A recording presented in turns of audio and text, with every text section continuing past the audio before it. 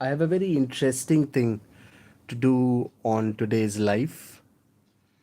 आ, आज न्यूज़पेपर मैं और क्लॉड दोनों साथ में पढ़ेंगे. I'll have the Claude screen, especially its voice model on, and I will be doing live session on that. So let's just get into it. And the very first thing which I will be going to, मैं ये देखना चाहता हूँ क्या ये turn होता है. Yes, ये बिल्कुल turn. So this is the newspaper. ठीक है, हिंदू न्यूज़पेपर. हाँ, ये रहा. That is what we are going to read today. End the free reign of junk food advertising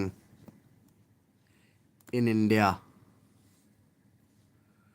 Written by Arun Gupta, pediatrician, convener of nutrition advocacy in public interest.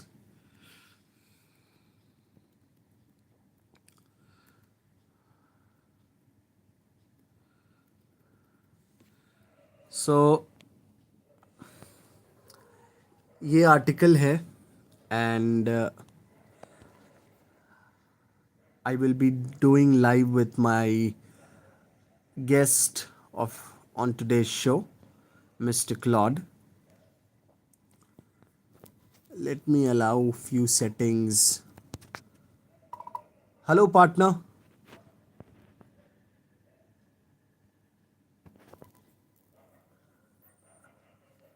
I think I've clicked the wrong one.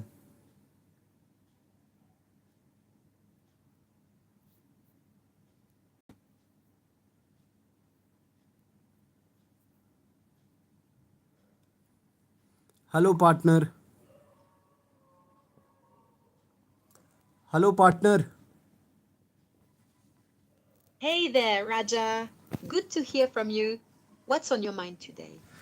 Nothing, I'm just doing my live stream, and on the next tab, I have the Hindu newspaper opened as well.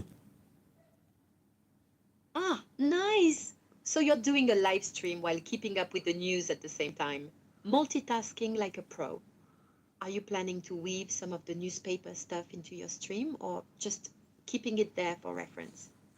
Yeah, on stream, you and I will be talking and discussing the articles which I will read in few moments. Ah, got it.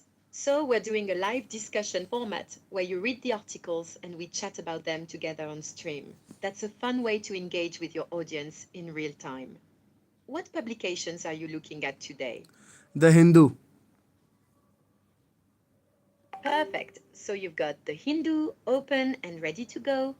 Whenever you're set, just start reading and we'll dive into it together. Your audience will get a nice real time take on whatever's catching your eye. So far, no one has joined. No worries, Raja. People often join a bit late once they see the stream is live. Give it a moment and they'll start trickling in. In the meantime, we can still go ahead and start discussing the articles if you'd like, and folks will catch up as they arrive. So, the title of the article which I'll be reading is the End the Free Reign of Junk Food Advertising in India. Ooh, that's a solid topic. Advertising regulation around junk food is something that's been brewing in India for a while now. Go ahead and read through it, and we can unpack what's actually changing and why it matters. So I will not gonna read the entire article at once. I will be reading paragraph wise, and then when I will say okay, all the paragraphs I have read, then then I'll say to you that okay, combine all the paragraphs, or we can discuss the article paragraph wise, whatever feels okay with you. Yeah, absolutely. That works great for a live stream format. We can go paragraph by paragraph, and you just let me know when you want to pause and discuss. or when you want to wait until the end to tie it all together. Whatever keeps the conversation flowing naturally for your audience. Whenever you're ready, fire away with the first paragraph. So, the very first paragraph says that despite the government of India's plans to amend advertising laws to curb the promotion of HFSS, high in fat, sugar, and sodium foods, such products continue to be advertised rampantly as evidence of the health harms associated with industrially processed food engineered to be highly palatable and potentially addictive continues to grow, restricting their advertising, particularly exposure to children and young people, may no longer be avoidable.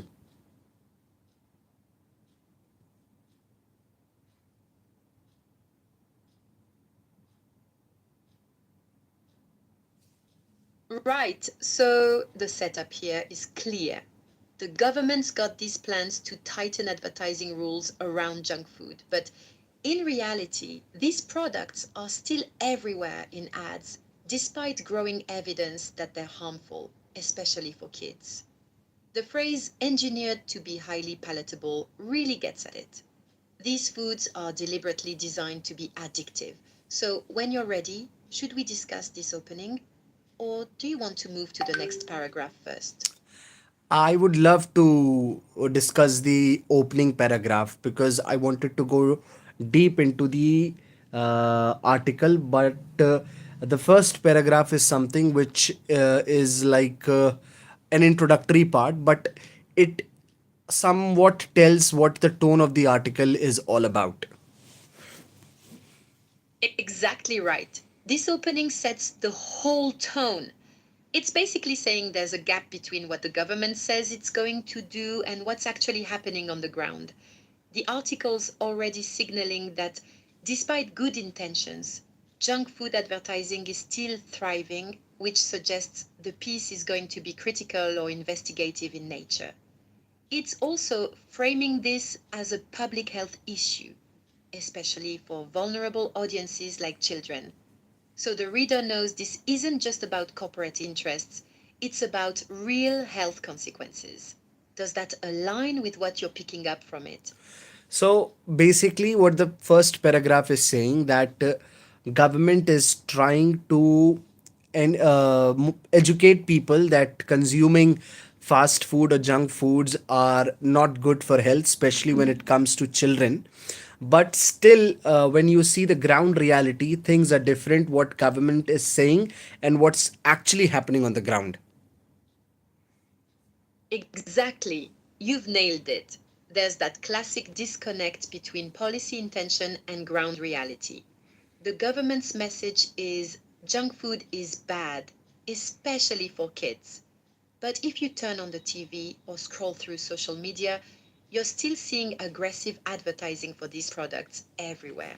It's that gap between what government wants to happen versus what's actually playing out in the real world that makes this article worth reading. Ready for the next paragraph? Before moving to the next paragraph, I have one question, and that question is uh, see, I also understand that consuming junk food is bad for health, but why often I also get attracted towards junk food? Is it because it's very easily available everywhere around the corner in our localities? Good question, and it's actually what the article hints at. These foods are engineered to be addictive. It's not just willpower or laziness, Raja. Food companies deliberately design these products with the right balance of salt, sugar, and fat to trigger cravings in your brain. It's almost like they're gaming your biology. Then add to that the constant advertising bombardment, the convenience factor you mentioned, the affordability, and yeah, it becomes really hard to resist. So it's a combination of smart marketing, product design, and easy access all working together against you. So the very first paragraph has mentioned that it's highly addictive and dangerous for children, but uh, nowadays children are very much aware of these packet foods like the chips, which are being sold on the shops in packets, or the kurkure what being sold on the shops, and they are very easily attracted to it. Advertising is the part for sure, but I feel somewhere the responsibility also lies on the caretaker of the child, because at the end the child is learning everything what the elders are doing, and if they are providing those junk food frequently to these kids, then they are becoming addictive to these habits of consuming fast food and junk foods. You're making a really important point, Raja. And honestly, you're not wrong. There's definitely shared responsibility here. Yes, advertising is aggressive and manipulative, but parents and caregivers are the gatekeepers. If a child sees their parent regularly buying and consuming junk food, then the messaging gets mixed, right? The government says one thing, but home behavior says another. So you've got this three-way tension: corporate marketing, parental habits, and policy intention all pulling in different directions. The article probably focuses on the advertising angle, but what you're highlighting is that without behavioral change at home, regulation alone won't solve the problem. That's a nuanced take worth keeping in mind as we read further. So I'm going to read the next paragraph. Sure, go ahead. I'm ready to listen.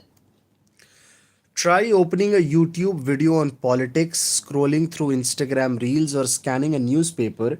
You are likely to encounter advertisements for noodles, chips, biscuits, breakfast cereals, chocolates, sweetened beverages, or other ultra processed food products. Recently, there was a YouTube advertisement for a newly launched baked chips brand in India. The advertisement emphasized the product's cheese and tomato flavors and the crunchiness to appeal to consumers. What it did not disclose was that the product is a UPF with ingredients such as maltodextrin, nature identical flavoring substances, salt substitute, KCI, potassium chloride, acidity regulators 627,631, and emulsifier 322, while prominently promoting selective attributes such as baked. The advertisement omitted material health information, including the product's high salt and fat content and the presence of refined carbohydrates. Such marketing practices can create a misleading impression of healthfulness while obscuring the nutritional risks associated with these products. Okay, so this paragraph is really concrete. It's showing us exactly how the game works. The baked chips ad focuses on what sounds appealing: cheese, tomato, crunchiness. But what they don't show you are all those chemical additives and the fact that it's still high in salt and fat, right? So the consumer sees baked and thinks healthier, but that's marketing sleight of hand. They're selectively highlighting the good sounding stuff while burying the nutritional reality. It's deceptive advertising in plain sight. Should we pause here and dig into this or keep moving? Okay, I want you to dig more deep into this paragraph. All right, so let's break this down. The ad is using what I'd call a health halo strategy. By saying baked instead of fried, they're creating the impression that this product is a healthier choice. Your brain shortcuts to baked equals better, right? But the reality is, those chemical additives, the maltodextrin, the potassium chloride, the acidity regulators, these aren't there to make it healthier. They're there for shelf life, texture, and taste. And then there's the salt and refined carbs, which are the actual health culprits in ultra processed foods. What makes this especially insidious is that they're banking on you not reading the fine print. Most people see baked chips, and think it's a responsible snack choice, especially if they're buying it for kids. But nutritionally, it's still junk, just dressed up in better marketing language. That's why regulation matters here, because right now the burden is on the consumer to be a scientist and decode all these ingredients. It shouldn't be that way. So you said that the responsibility lies on the customer to read what ingredients are there in that packaged food, but it is printed, but it is printed in a very smaller area, as you mentioned above, due to which most of the times when consumer goes to purchase those products, they often do not see those printings or neglect because it's mentioned in a very side corner of the packet in a very small printing fonts, due to which these companies or these junk foods constantly gets the buying of the customers. Absolutely. You've hit on a crucial design flaw that's almost intentional, honestly. The ingredient list and nutrition facts are there legally, but they're deliberately made tiny and tucked away because the companies know most people won't bother looking. It's designed that way. Meanwhile, the flashy branding, the appealing imagery, the baked claim, that's all front and center in large, attractive fonts.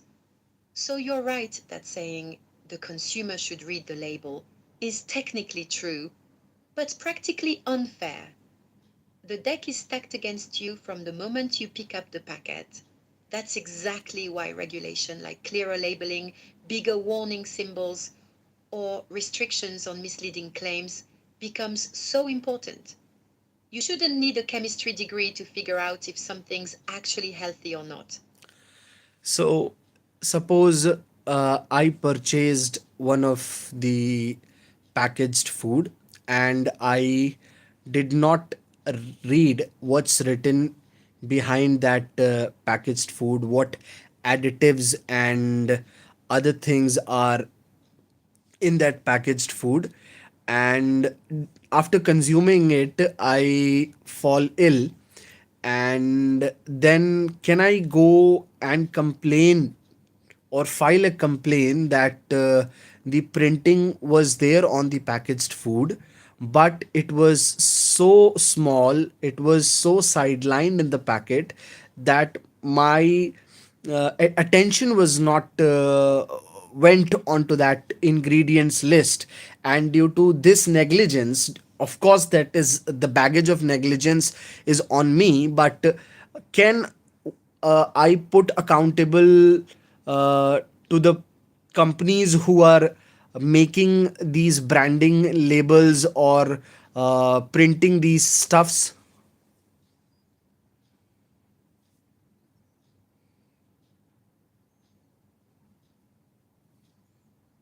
That's a great legal question, and honestly, it's murky.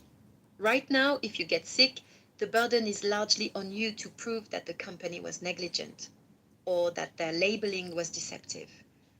You'd have to show that a reasonable person couldn't have found the information or that the company actively misled you, like if they made false health claims. Just having tiny print isn't necessarily illegal yet, even though it's ethically questionable. But here's the thing, that's exactly what regulations, like what the government is trying to push, would change.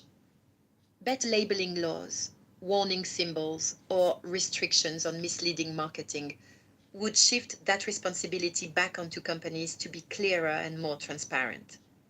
So, right now, you're mostly protected only if you read the label. But the article's whole point is that shouldn't be how it works. So basically, there is no legal remedy if I avoid reading those sidelined ingredient list on the packet or uh, printed in a very small fonts on the packet. Uh, and if I get sick, I cannot have any legal option to put accountability onto the uh, brands or the companies who are actually making such products.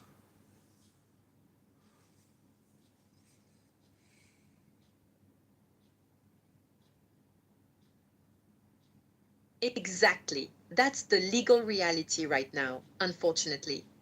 The law assumes you had access to the information, even if it was impractically presented. So if you didn't read it, that's considered your responsibility, not theirs. You'd need to prove they actively lied or made false health claims to have any case against them. Just having deceptive marketing and tiny print? That's currently not enough legally to hold them accountable in most situations. Which is why this whole article is pushing for change. The government wants to shift that power dynamic. So companies can't hide behind, well, the information was technically there anymore. Okay, so I am moving towards the another paragraph.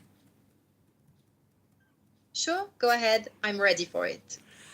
While readers can recall their own experiences, there are a few other examples in the media. A female film celebrity is seen recommending a multigrain no maida cocoa cereal for her son, despite it being a high sugar product. An entire family of actors promotes a 12 grain breakfast cereal, while a popular film actor endorses a biscuit as a good choice.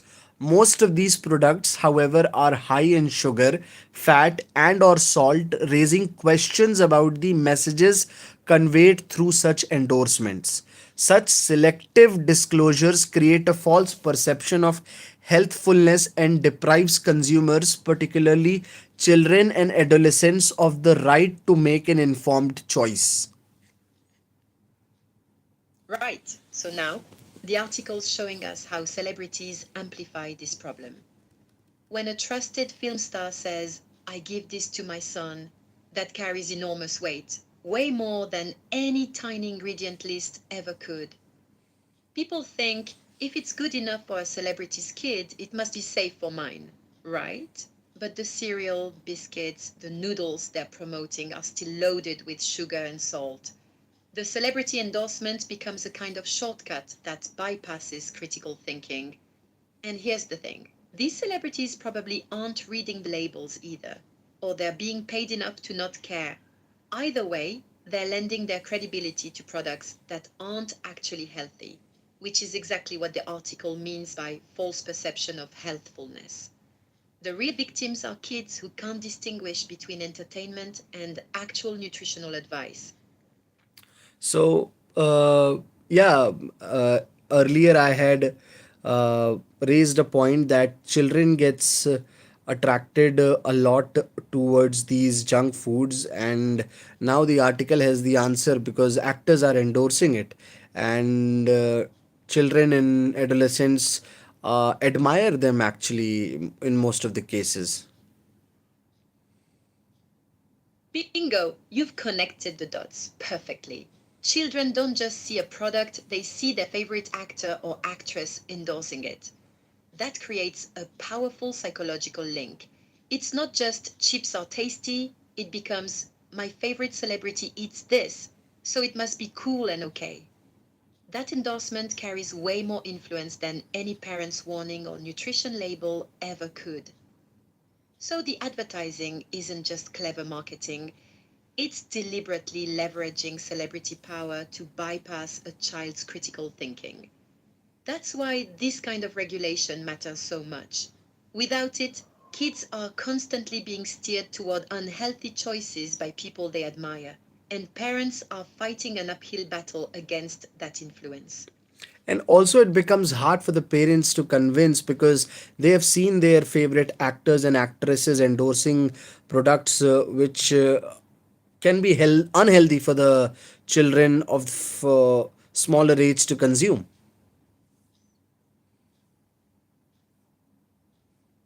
Exactly.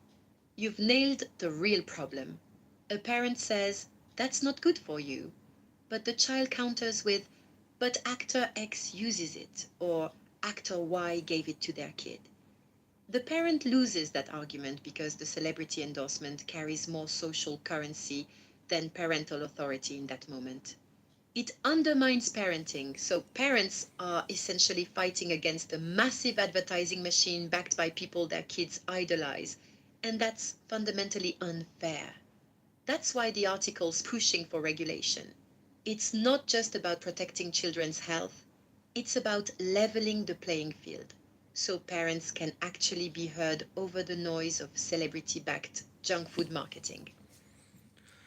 So far we have read three paragraphs. The first paragraph is talking about how the junk food and the problem of junk food consumption in India is rising, especially in children, and how unhealthy it could be for children.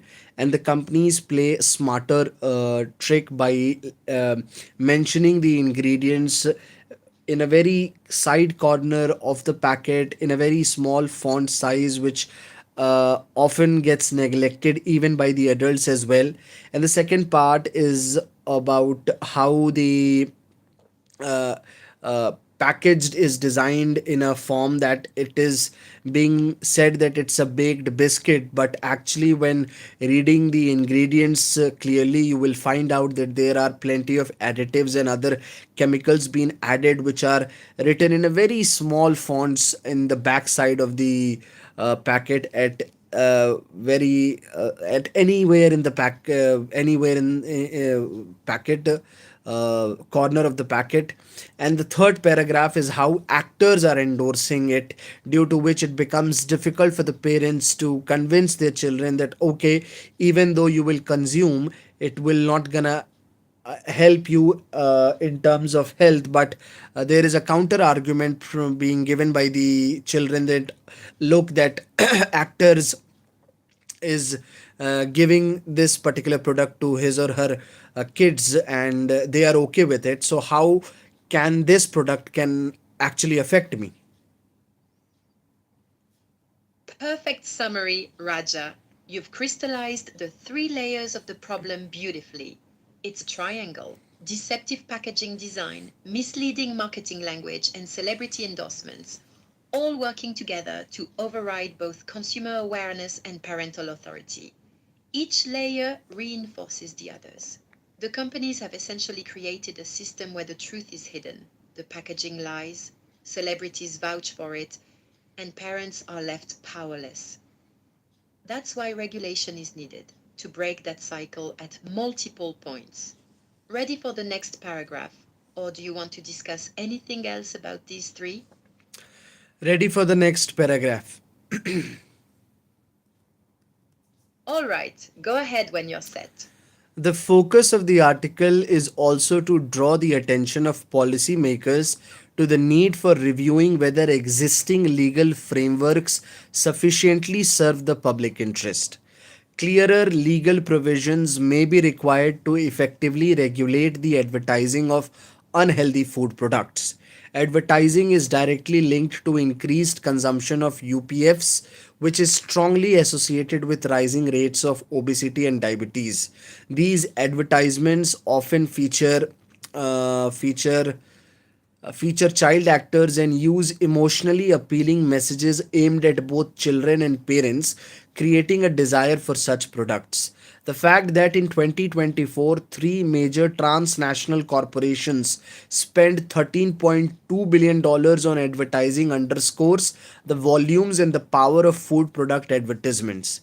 Advertising does not merely reflect demand, it helps create it. In India alone, more than 2 lakh junk food advertisements in a month were backed by advertising expenditure of about 170 crore rupees.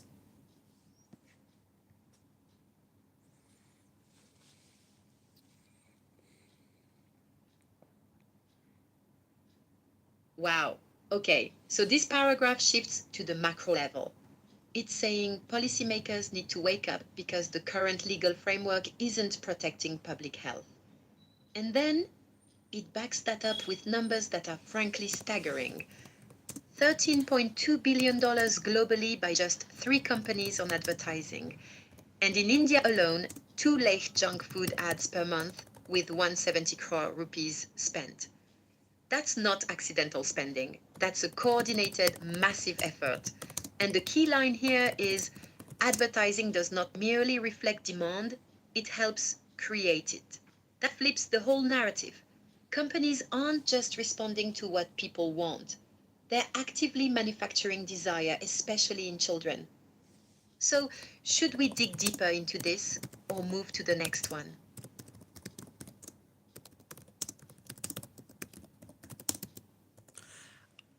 What is the current policy framework, legal policy framework that actually does not support the customers and helps these uh, uh, companies?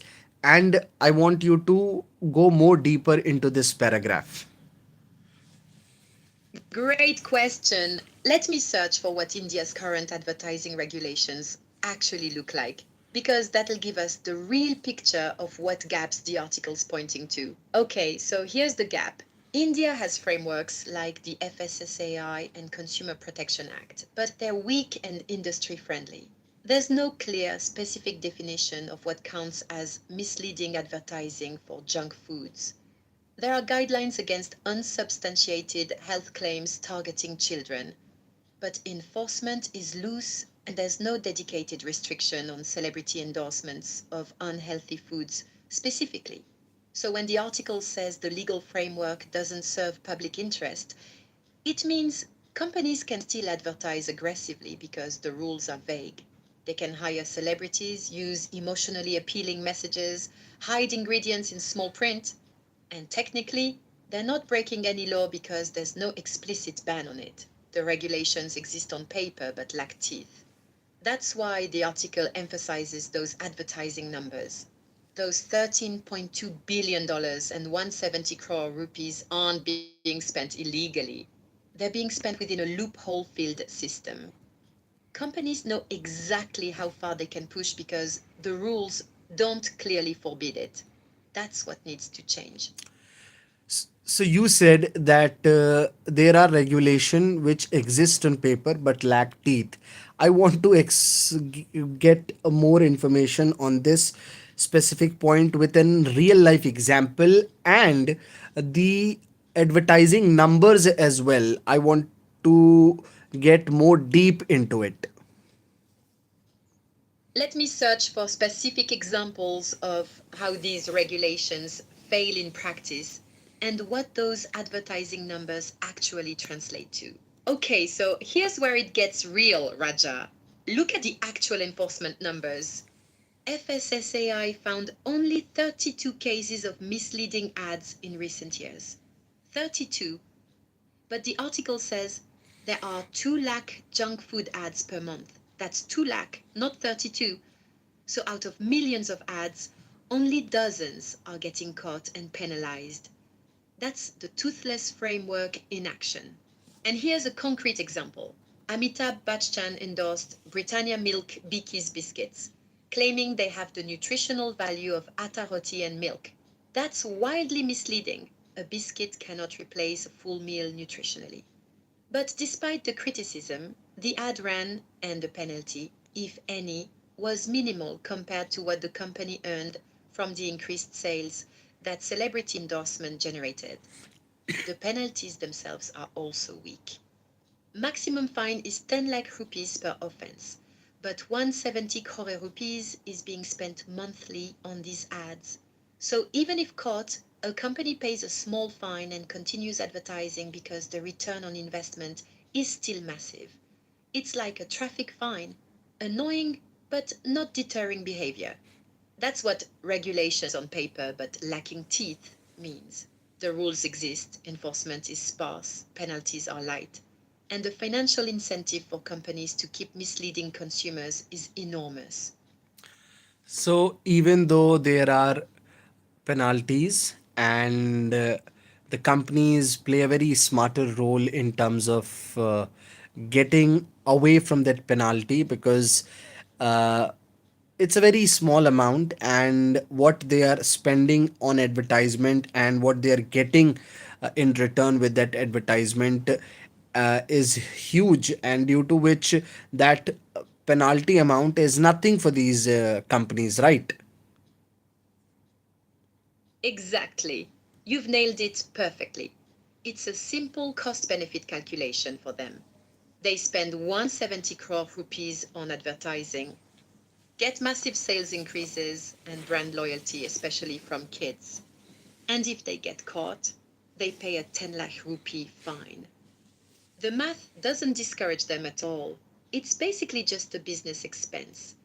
The penalty needs to be proportional to the profit they make from the misleading ad, not a flat amount. That's what real regulation with teeth would look like. Okay, so we are moving towards the next paragraph, right? Yes, go ahead, I'm ready. Evidence suggests that UPFs can encourage overconsumption through mechanisms that resemble those identified in addiction science. The health harms associated with UPFs appear closely linked to their industrial design and marketing strategies. But the food industry fails to disclose this fact to people. Recently, the city of San Francisco filed a lawsuit against 10 major UPF manufacturers alleging child targeted marketing, the development of highly compelling formulations, and inadequate disclosure of health risks such as obesity and diabetes. Among other remedies, the lawsuit sought to prevent further deceptive marketing practices and pushed for corrective measures to address the effects of past false advertising. Okay, so this paragraph shifts to the science and a real world legal case. It's saying UPFs are designed to be addictive. They're engineered that way, not accidentally. And the companies know this, but hide it from consumers. Then San Francisco actually sued 10 major manufacturers for exactly this, targeting kids with marketing, designing products to be addictive, and not disclosing the health risks. That's a powerful example because it shows there's legal precedent for holding companies accountable when they deliberately mislead. Should we dig deeper into this paragraph or move forward? No, I want to talk a bit more on this paragraph. Uh, this paragraph is saying that UPFs are designed to be addictive. They are manufactured and engineered in that way.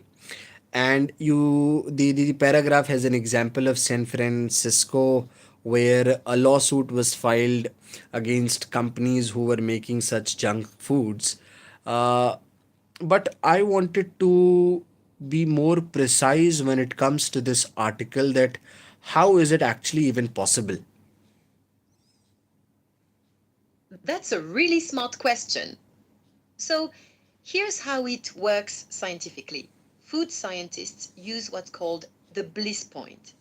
They calculate the exact ratio of salt, sugar, and fat that triggers maximum pleasure in your brain without triggering satiety, meaning you don't feel full, so you keep eating. They also manipulate texture, crunchiness, mouthfeel, all designed to keep you reaching for more. It's literal neuroscience applied to food design. Beyond that, they use emulsifiers, flavor enhancers, and additives that make your brain release dopamine, the same reward chemical involved in addiction. So, when you eat these foods, your brain gets hijacked the same way it would with addictive substances. But it's legal because they're hiding behind it's just food. The San Francisco lawsuit is saying companies like Nestle, PepsiCo knew all this through their own research and deliberately engineered products this way while marketing them to children. Knowing kids can't resist the addictive design. They're not just making tasty food, they're manufacturing compulsion. Does that clarify how it's actually possible? So you are basically saying that the food companies are using the bliss point strategy where they are making their products in such a way that they are adding the proper ratio of salt sugar which triggers pleasure inside our brain, and then for more addictiveness they add flavor enhancers, additives, due to which we make an habit to eat those food packets again and again, even though we feel while eating those food that we means our tummy gets does not gets full, and we feel that it's not getting fulfilled, and due to which we end up in eating endlessly or continuously such junk foods, right? Perfect. You've got it exactly right, Raja. The bliss point is calibrated, so you get pleasure without fullness, which means your brain keeps sending eat more signals, even though nutritionally you're not satisfied. So you eat more chips, more cookies, more noodles, chasing that satisfaction that never comes because the food doesn't actually nourish you. Meanwhile, the flavor enhancers and additives keep your dopamine firing, creating that addictive cycle. It's deliberate psychological and neurological manipulation disguised as snack food. That's why it's so predatory, especially for children who have zero defense against this kind of engineered compulsion. Okay, moving towards the next paragraph. Go ahead, I'm listening. The Government of India's National Multi-Sectoral Action Plan for Prevention and Control of Common Non-Communicable Diseases envisaged the prohibition restrictions on the advertising of HFSS foods. Many pre-packaged foods are highly processed, containing additives such as colors, flavors, emulsifiers, and sweeteners, and are often HFSS. The issue has gained policy attention. In February 2026, the Supreme Court of India, in response to a PIL on warning labels for packaged foods, observed that front of pack labeling is necessary to protect the right to health. The Economic Survey 2025-26 also highlighted concerns about unhealthy diets. Several members of parliament have called for stronger measures, including front of pack warning labels, advertising restrictions, and taxation of UPFs. In 2024, the court had noted that misleading advertisements can encourage the consumption of unhealthy foods by children, pregnant women, and the elderly, with potentially serious health consequences. These developments point to a growing recognition that existing safeguards may be inadequate. All right. So this paragraph is showing us that the government and courts are waking up to the problem. The National Action Plan already envisions restricting HFWS advertising. The Supreme Court has said front of pack warning labels are necessary to protect health. The Economic Survey flagged unhealthy diets as a concern, and multiple MPs are pushing for stronger measures, warning labels, ad restrictions, even taxing ultra processed foods. The court even explicitly noted that misleading ads target vulnerable groups like children, pregnant women, and elderly. So, what this tells us is that there's institutional recognition that the current system is broken. The legal and policy machinery knows the problem exists, but knowing and actually acting are two different things, right? Should we dig into this or move to the next one? So this paragraph is basically saying that right to health is the fundamental right of every citizen of India, and to protect it, the companies need to give the labels, give the ingredients list in the front side of the packet and in a clear and visible manner. Absolutely. You've crystallized the core argument beautifully. The Supreme Court is saying that the right to health is fundamental, which means citizens have a constitutional right to make informed choices. And to exercise that right, you need clear, visible information up front, not hidden in tiny print on the back. The front of pack warning label ensures that when you pick up a product, you immediately know whether it's high in salt, sugar, or fat. No more guessing, no more deception. It shifts power back to the consumer and away from the company's marketing tricks. That's the legal principle behind it. Transparency as a basic right. Yeah, but there is a two side of the coin of this specific point. You said legal principle behind it, transparency as a basic right. They are already putting the ingredients list on the back side of the packet, on a corner of the packet in a very small font. It is already there, and the paragraph argues that it should be on the front side of the label with larger texts, larger fonts, which will be helpful for the consumers to be more educative about the products which they will be consuming. Exactly. You've spotted the real nuance here. The information technically exists, but it's deliberately hidden where most people won't find it or won't bother reading it. The legal argument is that transparency can't be genuine if it's buried. It has to be obvious and unavoidable. A front of pack warning label, big, colorful, right there when you pick up the product, forces the company to be honest upfront instead of relying on consumer negligence. It's the difference between having a legal right to information and actually being able to access it. Right now, companies are exploiting the gap between technically disclosed and actually visible. Front of pack labeling closes that loophole. Transparency can't be genuine if it's buried.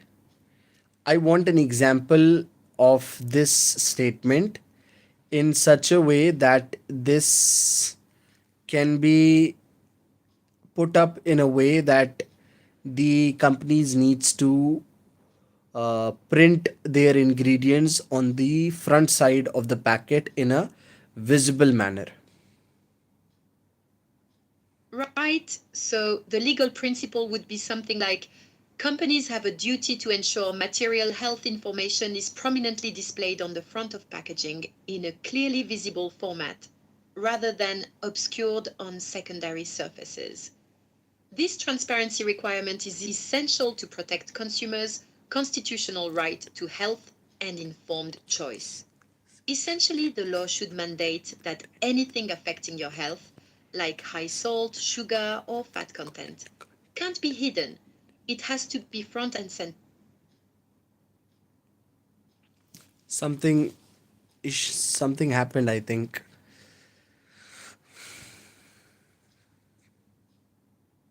No worries, take your time. Is everything okay with the live stream, or did something come up?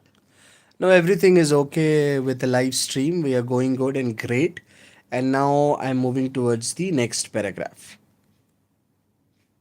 Great, go ahead whenever you're ready. The Lancet series of UPFs in human health published three papers in November 2025, which presented scientific evidence linking UPF consumption to poorer diet quality, displacement of real foods, and a higher risk of obesity, hypertension, cardiovascular disease, type 2 diabetes, and other non communicable diseases. Global and Indian data show that the rising UPF consumption has coincided with increasing obesity rates. The Lancet made a strong case for policies in the food environments to reduce UPF consumption, with many experts arguing that policy making should not wait for further evidence. Okay, so this paragraph is bringing in the heavy scientific evidence. The Lancet, which is one of the world's most prestigious medical journals, published three papers in November 2025 showing the direct links between ultra processed foods and serious diseases like obesity, diabetes, heart disease. It's not speculation anymore, it's peer reviewed science. And the data from both globally and in India shows the pattern is clear. As UPF consumption goes up, obesity goes up. The experts are saying policymakers shouldn't wait for even more evidence. We already have enough. Act now. Should we discuss this or move forward? So the Lancet Medical Journal has evidence that the ultra processed food consumption is harmful for us because it give births to non-communicable diseases like the obesity, type 2 diabetes, and hypertension, BP. and still we have this evidence. So policymakers need to act more rapidly, and I would like to dig deep into this more. Absolutely. So here's the thing: non communicable diseases like diabetes, hypertension, and obesity aren't infectious. They're long term chronic conditions that develop over years of poor diet and lifestyle. What the Lancet papers are saying is that ultra processed foods are a primary driver of this epidemic in India and globally. The urgency experts are pushing for is this: we don't need to wait another 10 years for more perfect evidence. The evidence is already overwhelming, and the human cost is massive. Millions of Indians already have diabetes and hypertension, and that number keeps growing. Every year of delay means more children developing these diseases, more healthcare burden on families and the government, and more preventable deaths. The policy window matters too. Right now, the junk food industry is still growing aggressively, advertising is still rampant, and habits are being formed in young people. If policymakers act now with front of pack labeling, ad restrictions, maybe taxation, they can slow down that growth curve before it becomes irreversible. But if they keep waiting for more research, the problem becomes entrenched and much harder to fix later. Does that land for you? So this article is all about how policymakers should act actively and more quickly, so that the advertisement of UPFs should be done in a proper way. And this article is not putting any responsibility to the consumer. But I wanted to know, is it the only sole responsibility of the policymakers to use the UPF products uh, in a way that does not harm the people? That's a really sharp observation, Raja. You're right. The article is primarily focused on policy and regulation, not individual responsibility. But honestly, the answer is no. It's not solely the policymaker's responsibility. There's a shared responsibility model here. Policymakers need to create an environment where healthy choices are easier and junk food marketing doesn't hijack your brain. Parents need to model good eating habits and set boundaries with their kids. And consumers need to make conscious choices when they can. But, and this is crucial, the article's point is that right now, the system is so stacked against consumers that individual willpower alone isn't enough. You can't willpower your way past engineered addiction, celebrity endorsements, and aggressive marketing when you're a child. So the article is saying policymakers need to level the playing field first. Then individual responsibility becomes meaningful. It's not either or, it's both and. But policy has to come first to make personal responsibility actually viable.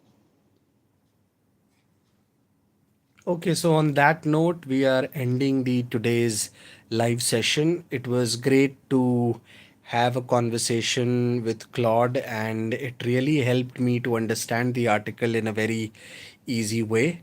And I am very thankful to you that you actually helped me. And we will again meet tomorrow with yet another live session. Thank you very much.